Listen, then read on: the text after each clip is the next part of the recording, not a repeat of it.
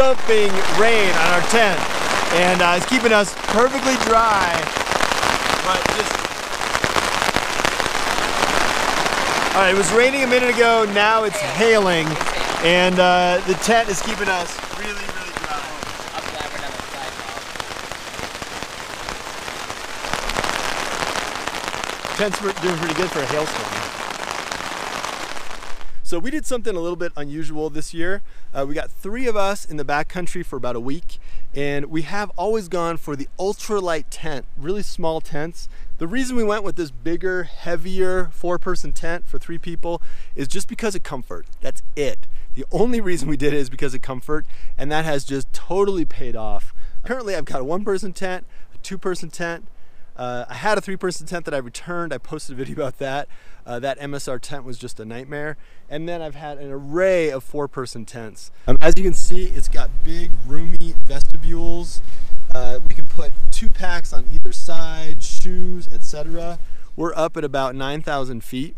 And we had a big one last night. And while the tent was shaking somewhat, like it's not totally perfectly stable, it was shaking. We didn't get a drip of water inside the tent. That's just because it has these big old rain flies and a lot of room, and you can see I've got it staked out really wide. You can stake these out lower too, but this gives a little more airflow. It's just really nice the way it comes together. Got the rain fly on here, and there's a tightener for the rain fly. And then out here at the tip, one of my 4 stakes is holding out this vestibule, and there's 2 vestibules. And again, it's just got a really nice tensioner. This is kind of like an REI model tensioner. I haven't seen this before in other tents. Just pull it, pull up, and you're good. So you can tighten up these strings if you get a little bit of stretching. Also, the door is really easy to get in and out of. It's got a big old zipper going this way and this way, so you can really open it fully if you want to. And up top, I don't know if REI is still putting these on the Half Dome tents, but there is an air vent up here. And in a light rain, this guy will shed the water and allow you to get some air. In a heavy rain, you'll get some water coming in. So I will close this down if I really want to seal it in a rain or snowstorm. And then there are even a couple places to line out this tent if you want to add stability to the tent. If you're using it in high winds, you can tie up to these lines and run some of your cordage out to a tie point or a tree just to give yourself more stability. I've never done this with the tent. Even in the wind, I've got a little bit of shaking, but I've never had the tent, collapse or blow away or anything like that. So why do I like this 4-person tent for 3 people in the backcountry? It's just so hard to get a good 3-person tent. Last year, we tried out an MSR 3-person tent, and I'll actually post a card here to my review of it.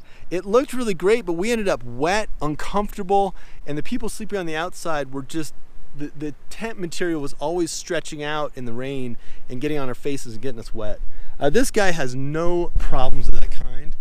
It's a little bit messy, but I'm gonna go ahead and bring you inside. So it's just a big old roomy tent. It's got headroom, it's got gear storage up above. And REI tents I think are pretty good. I've had North Face, I've had Marmot, I've had that MSR tent. And sure, it's got a few accessories like, pockets and things like that. But really the main thing we like about this tent is just the room.